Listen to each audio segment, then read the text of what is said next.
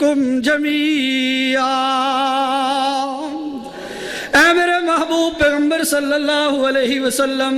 کائنات والوں میں اعلان کر دیجئے میں مکہ والوں کے لیے نبی بن کر نہیں آیا، مدینہ والوں کے لیے نبی بن کر نہیں آیا، عرب والوں کے لیے نبی بن کر نہیں آیا، عجم والوں کے لیے نبی بن کر نہیں آیا، بلکہ قل یا ایھا الناس، اس کائنات کے اندر جہاں جہاں میرے رب کی ربوبیت کا اعلان ہوگا، جہاں جہاں انسان بستے ہوں گے، جہاں جہاں میرے رب کی توحید کا ڈنکا بجے گا، اللہ کی وحدانیت کا اعلان ہوگا، جہاں جہاں اللہ کا ذکر ہوگا وہیں وہیں ذکر مصطفیٰ ہوگا۔ انی رسول اللہ الیکم جمیعا، مجھے اللہ نے ساری کائنات کے انسانوں کے لیے پیغمبر اور رسول بنا کر مبعوث فرما دیا۔ خود رحمت کائنات سید المرسلین حضرت محمد مصطفیٰ صلی اللہ علیہ وسلم نے اپنی خصوصیات کا تذکرہ فرمایا کہ اللہ نے مجھے باقی انبیاء سے جو خصوصیات عطا فرمائی، جو فضائل عطا فرمائے، جو مراتب اور مقامات سے نوازا، جو کچھ اللہ نے خصوصیات مجھے نصیب فرمائی ہیں، مجھ سے پہلے کسی نبی کو بھی اللہ نے وہ نصیب نہیں فرمائی۔ رحمت کائنات سید المرسلین حضرت محمد مصطفیٰ صلی اللہ علیہ وسلم نے ارشاد فرمایا، اوتیتو بجوامع الکلم، کہ اللہ نے مجھے جامع کلمات نصیب فرمائے ہیں۔ جامع کلمات کا مطلب یہ ہے کہ الفاظ تھوڑے ہوں، بات تھوڑی ہو، لیکن مطلب اور مفہوم بہت زیادہ وسیع ہو، جس کو ہماری زبان میں کہتے ہیں سمندر کو کوزے میں بند کر دینا۔ رحمت کائنات سید المرسلین حضرت محمد مصطفیٰ صلی اللہ علیہ وسلم کوئی لمبی چوڑی گفتگو ارشاد نہیں فرماتے، کوئی لمبے چوڑے واقعات کا تذکرہ نہیں کرتے۔ ایک صحابی اللہ کے پیغمبر کی خدمت میں گزارش کرتا ہے، یا رسول اللہ مجھے دین کے معاملے میں، دین کے بارے میں کوئی ایسی بات بتلا دیجئے کہ آپ کے بعد مجھے دین کے حوالے سے کسی سے کچھ پوچھنا نہ پڑے۔ بظاہر بڑی جامع اور معنی بات ہے، بڑا عجیب سوال ہے کہ ایک ہی سوال کے جواب میں ایسی بات بتلا دی جائے کہ پورے کے پورے دین کا خلاصہ اس کے اندر آ جائے۔ میرے محترم بزرگوں اور دوستو، حضور اقدس صلی اللہ علیہ وسلم نے کیا عجیب جواب ارشاد فرمایا، قل آمنت باللہ ثم استقم۔ اے میرے صحابی، اگر تو مجھ سے پوچھنا چاہتا ہے، دین کا خلاصہ سننا چاہتا ہے، دین کا نچوڑ سننا چاہتا ہے، تو پھر سن، تو یہ کہ میں ایک اللہ کی ذات پر ایمان لایا، اس ایمان کے نتیجے میں تکلیفیں آئیں گی، پریشانیاں آئیں گی، مصائب آئیں گے، دکھوں سے دوچار کیا جائے گا، بڑی سے بڑی تکلیف آ جائے، بڑی سے بڑی پریشانی آ جائے، بڑے سے بڑا دکھ آ جائے، قل آمنت باللہ ثم استقم، اپنے ایمان سے پیچھے ہٹنے کے لیے کسی صورت بھی تیار نہ ہونا، اپنے ایمان پر ڈٹ جانا، اپنے ایمان پر استقامت کا مظاہرہ کر جانا۔ یہ استقامت والا عمل ایسا عظیم عمل ہے، ان الذین قالوا ربنا اللہ ثم استقاموا تتنزل علیہم الملائکۃ الا تخافوا ولا تحزنوا وابشروا بالجنۃ التی کنتم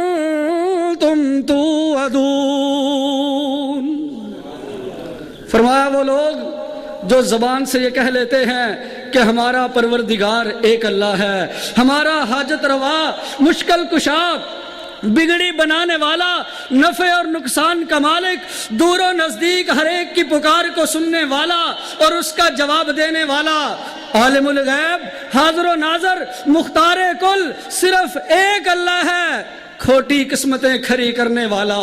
بیڑے پار لگانے والا،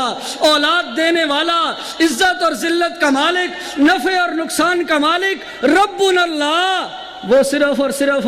ایک اللہ ہے۔ ثم استقاموا، پھر وہ اس پر ڈٹ جاتے ہیں، استقامت کا مظاہرہ کرتے ہیں۔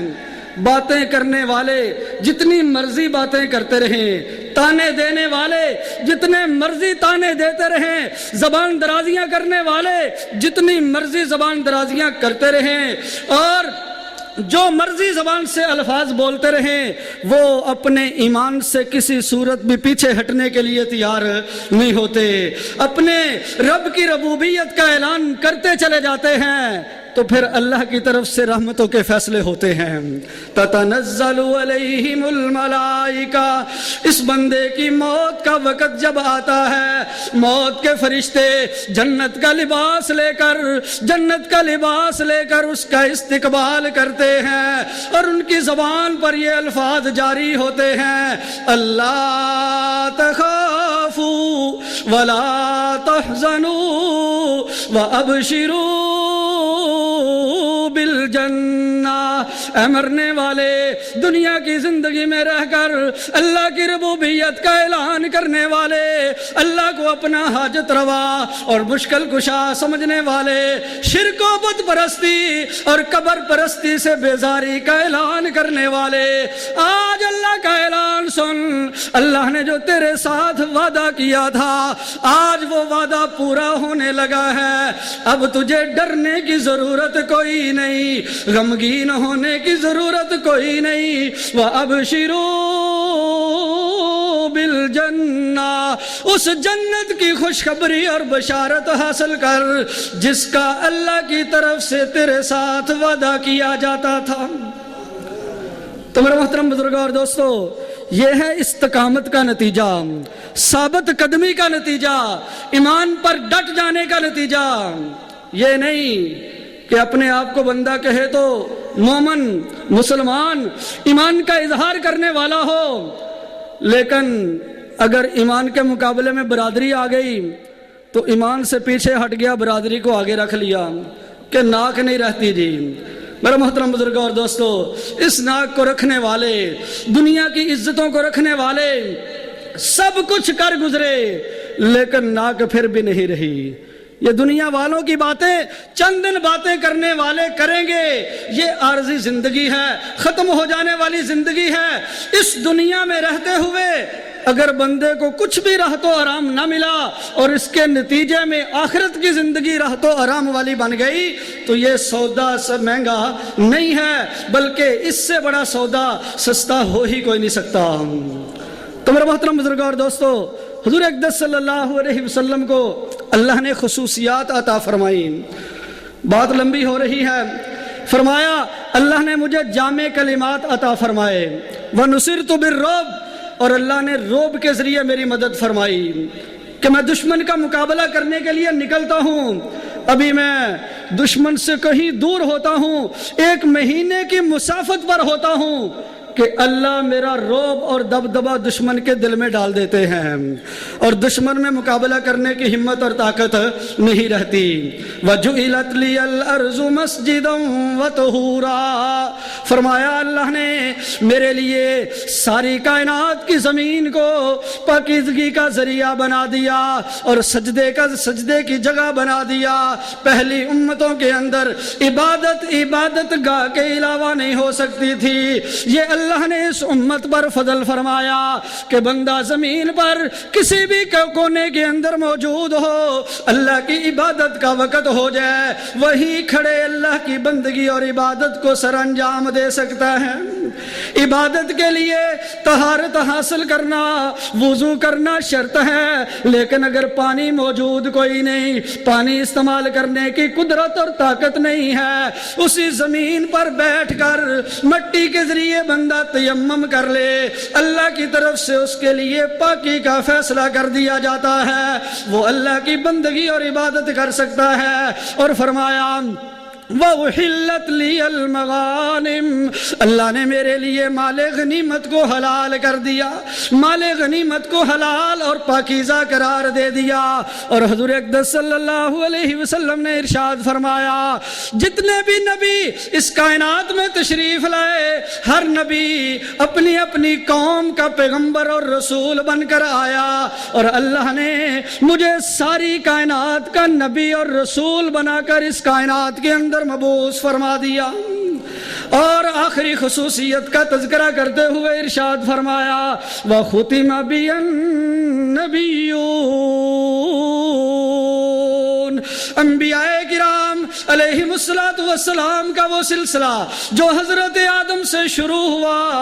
اللہ نے اس سلسلے کو مجھ پر کامل اور مکمل کر دیا۔ نبیوں کے سلسلے کو اللہ نے مجھ پر ختم کر دیا۔ ہر نبی اور ہر رسول اس کے سر پر نبوت اور رسالت کا تاج سجایا گیا، لیکن پیغمبر دو عالم رحمت کائنات سید المرسلین حضرت محمد مصطفیٰ صلی اللہ علیہ وسلم کو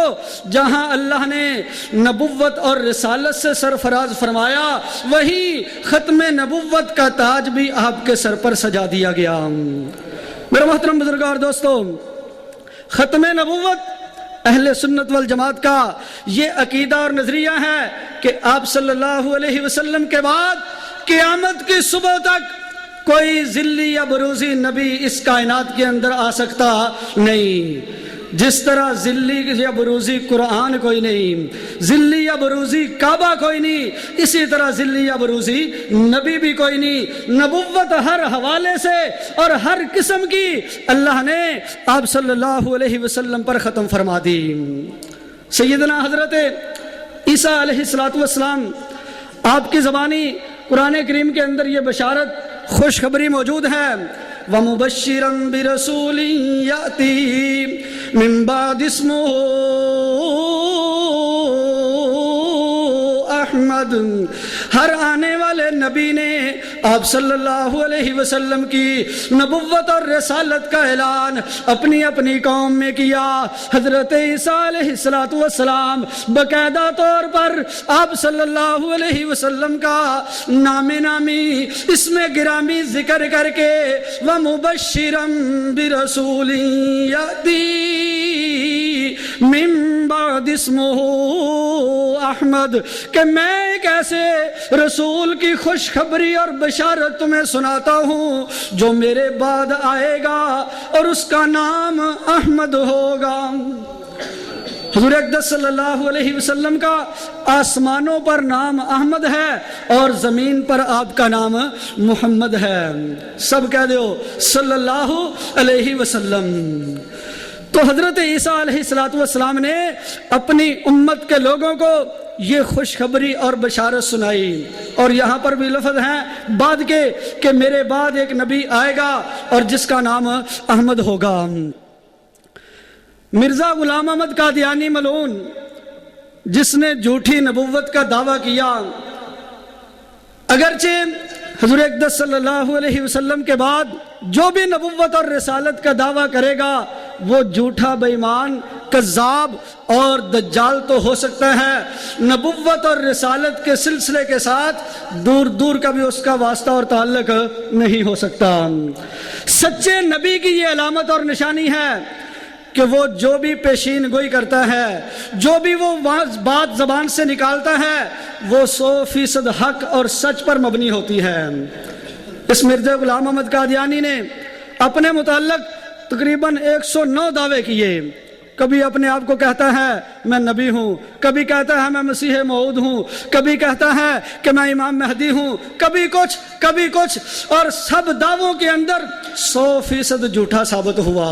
جتنی اس نے پیشین گوئیاں پیش کی وہ بھی سب کی سب جھوٹی ثابت ہوئیں۔ اسی طرح یہ کہنے لگا کہ یہ جو سورہ صف کی آیت ہے 28ویں پارے کی، وعلیکم السلام،